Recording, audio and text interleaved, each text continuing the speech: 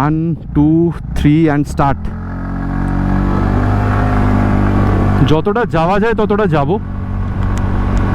60 0 to 60 company বলছে মোটামুটি 8.6।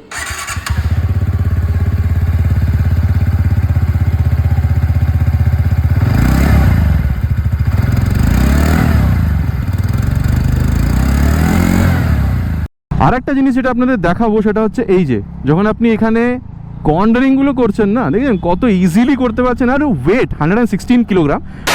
Hello friends and welcome back to motor refined. আমি আপনাদের হোস্ট অ্যান্ড দোস্ত অরিন্দম ঘোষ। আর ফাইনালি আজকে আমি আপনাদের জন্য রাইড রিভিউ নিয়ে চলে এসেছি of all new 2024 TVS NTorq 125 race XP dark addition.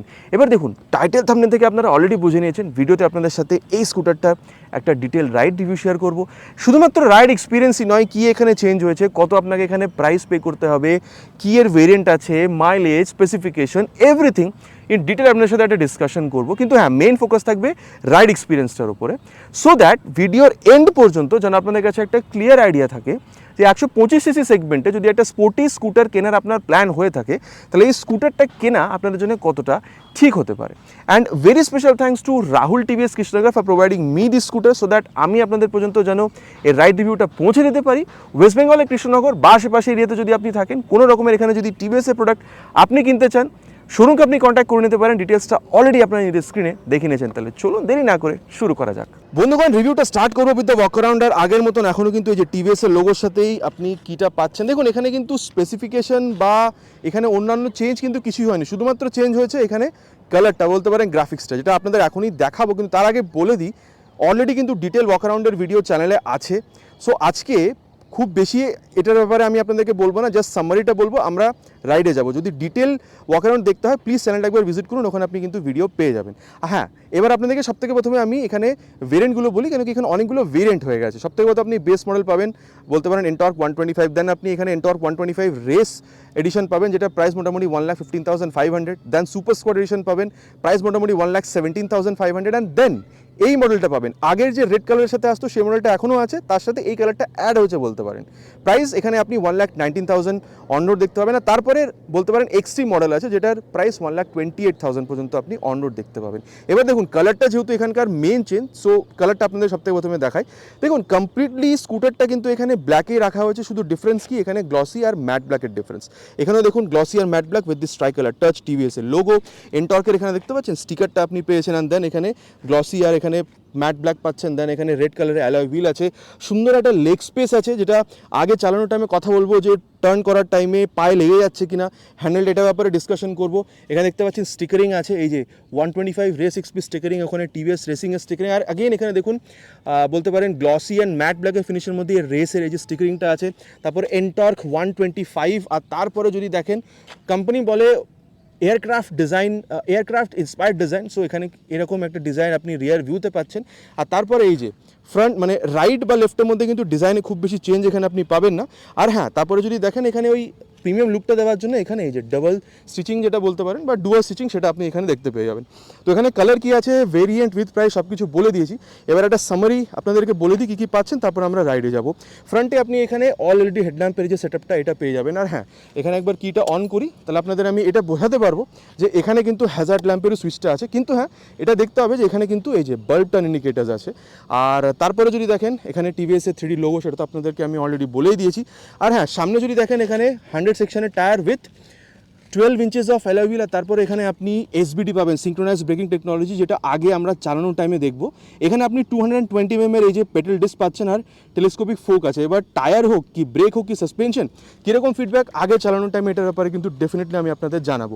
আর এই যে বলেছি সুন্দর একটা লেগ স্পেস আছে, এটাও আমরা আগে ডিসকাশন করবো। আর হ্যাঁ, কিটা একবার অন করি, বিকজ এখানে আপনাদেরকে সবথেকে প্রথমে আমি এর যে এক্সস্ট সাউন্ড সেটা আপনাদেরকে এখানে শুনিয়ে দিই।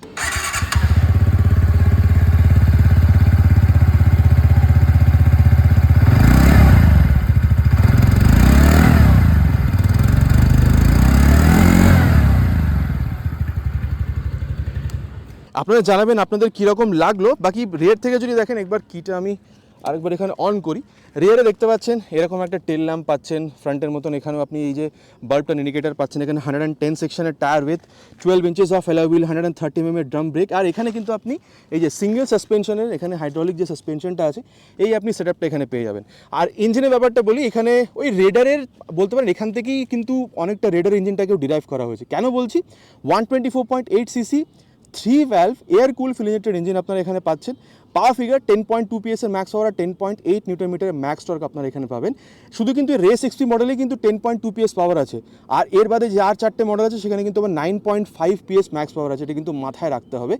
আর তারপরে দেখুন এখানে কিন্তু মেন স্ট্যান্ড আছে, side stand, engine cut off sensor, সব কিছুই আপনারা এখানে দেখতে পেয়ে যাবেন। আর এরপরে আপনাদেরকে আমি যেটা দেখাতে চাইবো সেটা হচ্ছে একবার এখানে আমি আপনাদের ওপেন করে দেখাই। এই যে এখানে আপনারা 21 বলতে পারেন লিটার্সের একটা বুট স্পেস পাচ্ছেন, একটা ছোটো হেলমেট আর আপনার ডকুমেন্টগুলো আপনি এখানে রাখতে পারেন। এই যে মোবাইল চার্জিং পোর্ট সেটাও আপনারা এখানে পেয়ে যাবেন, ঠিক আছে। তারপরে এখানে সিট হাইট মোটামুটি 770 পর্যন্ত আছে, তো বলতে পারেন 5'1" পর্যন্ত যদি হাইট থাকে আপনাদের জন্য খুব একটা প্রবলেম্যাটিক হবে না। আর দেখুন সামনে আস্তে আস্তে কিন্তু এই জায়গাটা ন্যারো হয়ে যাচ্ছে, সো পাটা নিচে রাখতে খুব বেশি আপনাদের অসুবিধা হবে না। তারপরে এখানে দেখতে পাচ্ছেন গ্র্যাব হ্যান্ডেলটাও দেওয়া আছে পিলিয়নে ধরে বসার জন্য। আর তারপরে যদি দেখেন এখানে যদি এটাকে লেফট প্রেস করেন 5.8 লিটার্সে এখানে একটা পেট্রোল ট্যাঙ্ক পাচ্ছেন। আর মাইলেজ মোটামুটি আপনি 40 থেকে 45 পর্যন্ত এখানে এক্সপেক্ট করতে পারেন। যদি গ্রাউন্ড ক্লিয়ারেন্স দেখেন 155, আর যদি ওভারঅল ওয়েট দেখেন 116 কিলো। এর বাদে আর 4টে মডেলে কিন্তু 111 কিলো আছে, এটাও কিন্তু মাথায় রাখতে হবে। কোম্পানি ক্লেম করছে 0 to 60 8.9 সেকেন্ডসের মধ্যে অ্যাচিভ করে। আগে চালানোর টাইম এটাকে দেখবো। আর হ্যাঁ, কিটা এখানে আরেকবার ইনসার্ট করি সো দ্যাট মিটার কনসোল ব্যাপারটা একবার আপনাদের বলবো। দেখুন এখানে কমপ্লিট ডিজিটাল আর বলতে পারি ব্লুটুথ এনেবল মিটার কনসোল। তো যদি আপনি এখানে স্মার্ট কানেক্ট অ্যাপটা মোবাইলে ইনস্টল করে যদি এটার সাথে কানেক্ট করেন তাহলে টার্মিনাল ন্যাভিগেশন, কল, SMS ওগুলো আপনি পাবেন। বাকি এখানে স্পিডো, ওডো, ট্যাকো বলতে পারেন এই জিনিসগুলো তো এখানে আছে। আর দুটো মোড আছে বলতে পারেন, এই যে এখানে বলতে পারেন যে স্ট্রিট মোড আছে। স্ট্রিট মোডের জিনিসগুলো খুবই সিম্পল থাকবে, যেরকম ট্রিপ আছে, স্পিডোমিটার আছে, দেন আপনার এখানে টাইম এগুলো দেখাচ্ছে আর ফিউল গ্যাস সেন্সারটা দেখাচ্ছে।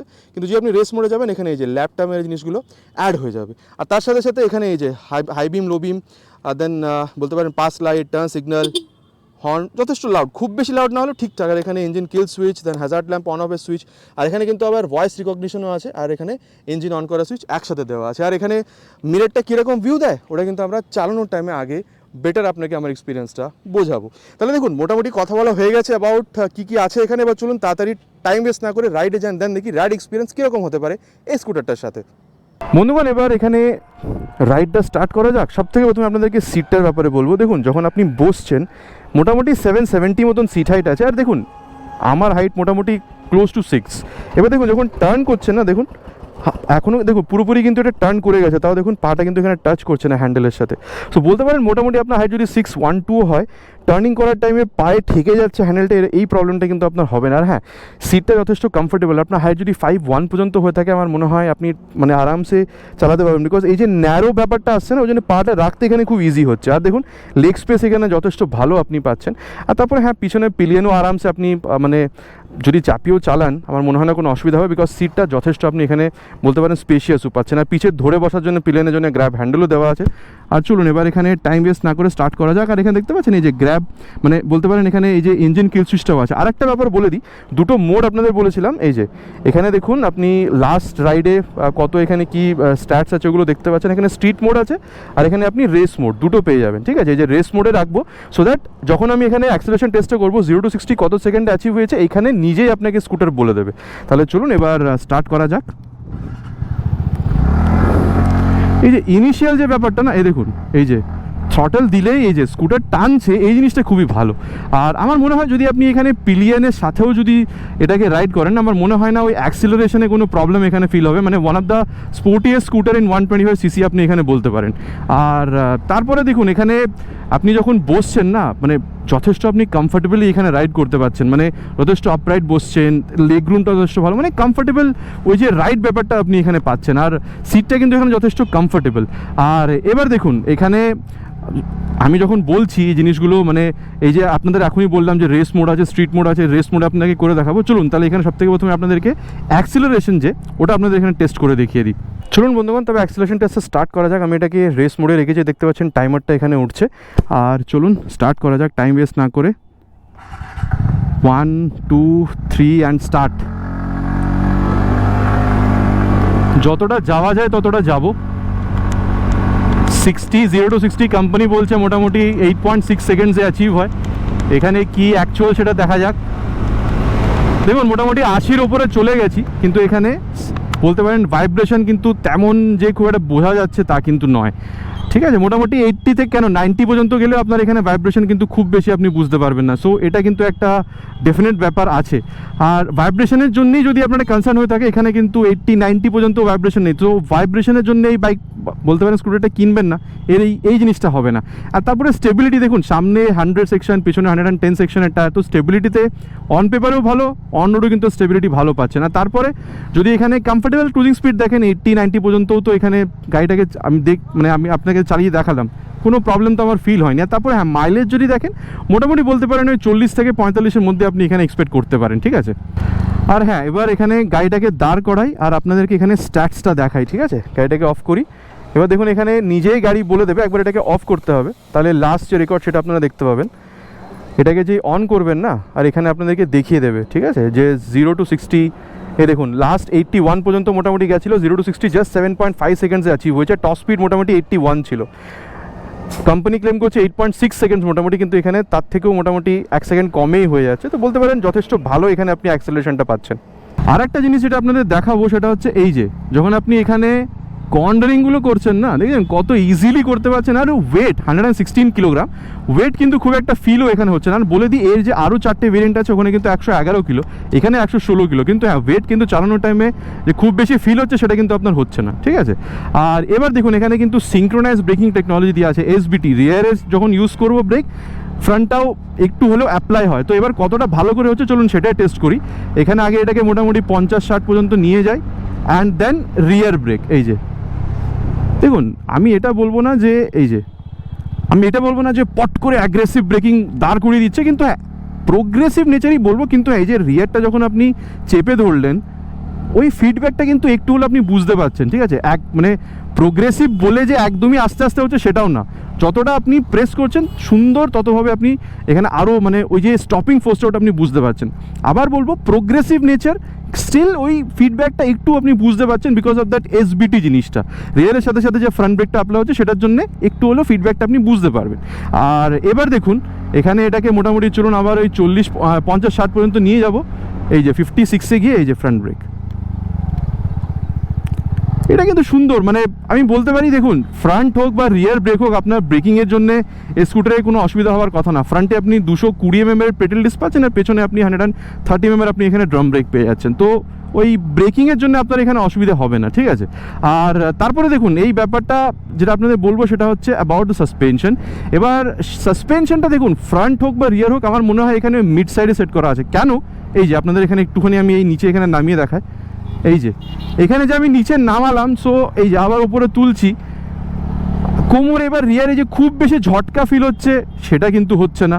অ্যান্ড স্টিল আপনাদেরকে আমি অ্যাক্সেলারেশন টাইমেও বলেছি যে খুব বেশি ওই বলতে পারেন যে স্টেবিলিটি প্রবলেম সেগুলো আপনার ফিল হচ্ছে না। তো দেখুন এটা এই জন্যেই না যে এখানে ফ্রন্ট বা রিয়ার সাসপেনশন দুটোকে মোটামুটি মিড সাইডে রাখা হয়েছে, সো দ্যাট হালকা স্টিফনেস হালকা সফট, মানে যদি দেখুন আপনি যেরকম আপনাকে আমি বলছিলাম কর্নারিং হালকা ফুলকা যদি কর্নারিং করেন সেটাও আপনি করতে পারবেন। হাই স্পিড টপ স্পিডেও স্টেবিলিটির অভাব হচ্ছে না। তো এগুলো হচ্ছে ওই যে হালকা স্টিফনেসের জন্য আপনি কনফিডেন্সটা পাচ্ছেন। আর আপনাদের নিচেও নামিয়ে দেখালাম যে ওই নিচে নামছেন উঠছেন, ওই যে জার্কটা না, যে কোমরে ঝটকাটা লাগছে সেটাও কিন্তু খুব বেশি লাগছে না। সো এই জিনিসটাকে মানে মোটামুটি মেনটেন করার জন্যে, যাতে হাই স্পিডেও যাতে অসুবিধা না হয়, গাড্ডাতেও যাতে অসুবিধা না হয়, সেই জন্য এখানে এই জিনিসটা করা হয়েছে। স্পোর্টি স্কুটার তাও কিন্তু কোম্পানি এখানে ওই জিনিসটা খেয়াল রেখেছে যে গাড্ডাতে যদি চালানো হয় তাও যেন অসুবিধে না হয়। তো বলতে পারি ফ্রন্ট হোক বা রিয়ার, আবার বলছি দুটোকেই মিড সাইডে রাখা হয়েছে, so that in all conditions যেন আপনাদের কোনো অসুবিধা না হয়। আর এই স্কুটারটাকে যেন আপনি যে কোনো জিনিসে যে কোনো রাইডের জন্য যেন ইউজ করতে পারেন। আর তারপরে আমি বলে দিই আপনাকে, যেরকম এই যে 116 কিলোগ্রাম ওয়েট আগেই বলছিলাম, চালানোর টাইমে কিন্তু এই জিনিসটা খুবই লাইট মনে হচ্ছে। আর এই যে আমি যখন ডায়া বায়া করলাম, স্কুটারটা মানে পালিয়ে যাচ্ছে এদিক ওদিক সেরকম না, কন্ট্রোলে আছে, এটা হচ্ছে সব থেকে বড় ব্যাপার। আর দেখুন এখানে এই যে এই ক্লিপগুলো দেওয়া আছে, সো আপনি কিন্তু একটু হলেও এখানে জিনিসপত্র ক্যারি করতে পারছেন, মানে স্কুটারে যেটা ইউটিলিটি আর কি। কি, ঠিক আছে, মানে পায়ের ভেতরে রাখতে পারেন বা নিচে বুট স্পেসটাও 21 লিটারে আছে, সেটাও আপনি করতে পারছেন। দেখুন পিছনে যে রিয়ার ভিউ মিররটা আছে যথেষ্ট কিন্তু ভালো রিয়ার ভিউ আপনাকে দিচ্ছে। আর যদি ব্লুটুথের সাথে কানেক্ট করেন তাহলে turn button navigation, call SMS সবই ইউজ করতে পারবেন। আর এখানে অলরেডি আপনাদের আমি বলেছিলাম যে 0 to 60 কত সেকেন্ড অ্যাচিভ হচ্ছে ওটা আপনি এখানে স্ক্রিনে দেখতে পাচ্ছেন। স্পিডোমিটার বলতে পারেন, ওডোমিটার সবই এখানে আছে, ঠিক আছে। আর এখানে ব্লুটুথ আছে, সো ওটা একটা অ্যাডেড অ্যাডভান্টেজ বলতে পারেন। আর আমি বলতে পারি দেখুন, মানে মোটামুটি আপনি যদি এটাকে সিটি রাইডের জন্য ইউজ করেন তাহলে তো ভালোই, বা যদি একটু আপনার ওই অ্যাক্সিলারেশনের ব্যাপারটা বেশি দরকার হয়, আপনি স্কুটারই কিনতে চাচ্ছেন কিন্তু অ্যাক্সিলারেশনটার সাথে সাথে বেটার চাইছেন, আমার মনে হয় 125 সিসিতে এই স্কুটারটা কিন্তু আপনাকে যথেষ্ট ওই ফানটাও প্রোভাইড করবে। আর দেখুন মাইলেজের যে ব্যাপারটা না, মোটামুটি দেখুন চালানোর উপরে ডিপেন্ড করে। এবার এটাকে যদি আপনি 80তে টানেন সবসময় তাহলে হয়তো আপনি খুব বেশি পাবেন না, কিন্তু মোটামুটিও যদি 50-60 স্পিডে চালান বা 70-এও যদি চালান, আমার মনে হয় 38, 40, 42 পর্যন্ত আপনি মাইলেজ পেয়ে যাবেন, তার বেশিও পেতে পারেন। এবার আগেন বলবো কত আপনার ওয়েট, কীরকম উইন্ড ব্লাস্ট, কীরকম কন্ডিশনে চালাচ্ছেন, আপনি কীরকমভাবে স্কুটারটাকে রাইড করছেন, সবার উপরে ডিপেন্ড করে আপনি মোটামুটি ওই বলতে পারেন 38-42-এর মধ্যে একটা মাইলেজ আপনি পেয়ে যাবেন। এবার এটা যদি অলরেডি আপনি ইউজ করে থাকেন, আপনার কি বলতে পারেন অভিজ্ঞতা উইথ দ্য মাইলেজ, নিচে কিন্তু লিখে জানাতে কিন্তু প্লিজ ভুলবেন না। আর আবার বলবো পিলিয়নের পিছনে ধরে বসার জন্য একটা সুন্দর গ্র্যাব হ্যান্ডেল আছে, আর পিলিয়নের সাথেও রাইড করলে আমার মনে হয় না পিলিয়নের এখানে কমফর্টে কোনো অসুবিধা হবে।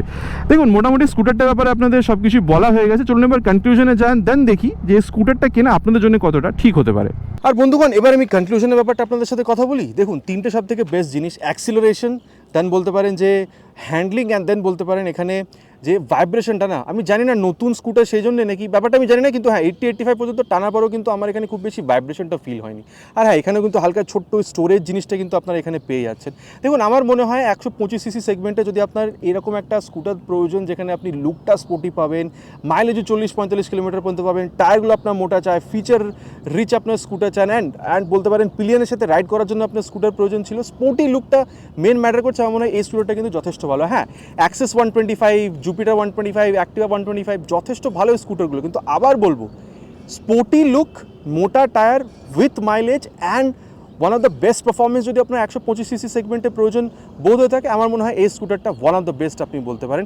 দেখুন আমার যেটা পার্সোনাল এক্সপিরিয়েন্স অ্যান্ড দেন সব কিছু যেটা আমি এক্সপিরিয়েন্স করেছি ডিউরিং দ্য রাইড, সব কিছু আপনাদের সাথে শেয়ার করেছি। এবার আপনারা নিচে কমেন্ট করে জানাবেন যে এই যে কালারটা আপডেট হয়েছে সেটা আপনাদের কীরকম লাগলো, বা ওভারঅল পারফরমেন্সটা আপনাদের এই স্কুটারে কীরকম লাগলো। এই স্কুটারটাই কিনবেন নাকি অ্যাক্সেস 125, জুপিটার 125 বা আপনি অ্যাক্টিভা 125 কেনা বেশি পছন্দ করবেন, নিচে কিন্তু কমেন্ট করে জানাতে প্লিজ ভুলবেন না।